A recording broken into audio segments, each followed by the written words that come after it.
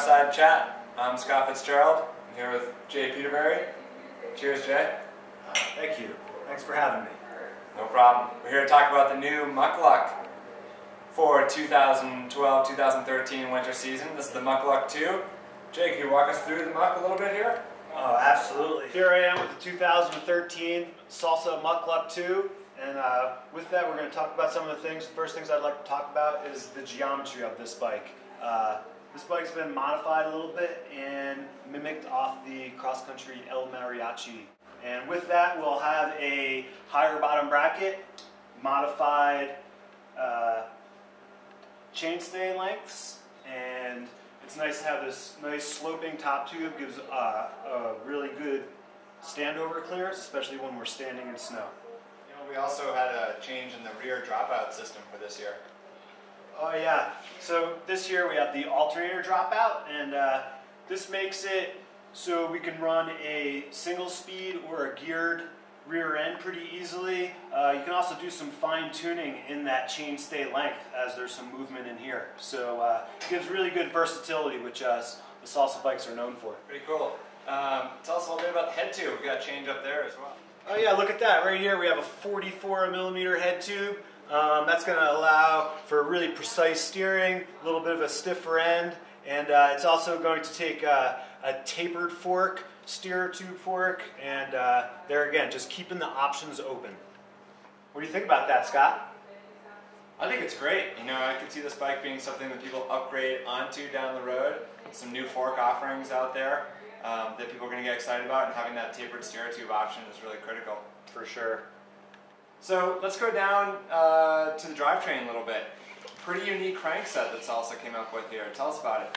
Yeah, this is a really cool crankset that Salsa and E13 got together on, designed here. It's really the chain rings that are the biggest design feature here. You go from a 22 to a 36. So that's a really big jump in gearing, and with these design chain rings it allows for still really good shifting. And everything's sort of pushed out to the outside with the wider bottom bracket, so that's going to allow for the bigger tires. And then as we back up here, you can see we still have a full drivetrain of so this is going to be a 2x10 setup. Alright Jay, let's move on to the wheel set here. Those rims are sweet. So they're drilled out. What's the deal? What we have here is a 80mm wide rim. This is actually one size larger than, say, the original size fat rim being 65. The rolling barrel is 80mm wide, and pre-drilled cutouts here to accommodate weight savings. This also is a 170 rear spacing, so that's going to be wider than our traditionally rear spaced hub, and that's to accommodate these big tires. This is not an offset rear end. This is a center built rim. Makes it really strong, makes it stable. It rides like a real mountain bike, so this design here is great.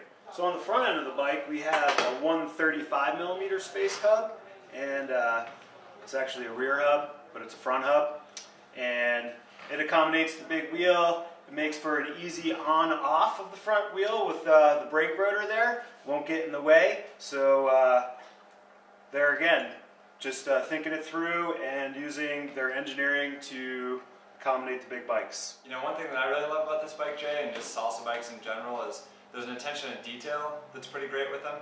I mean, anodized lock-on grips that match the painted rims, that match the anodized seat collar.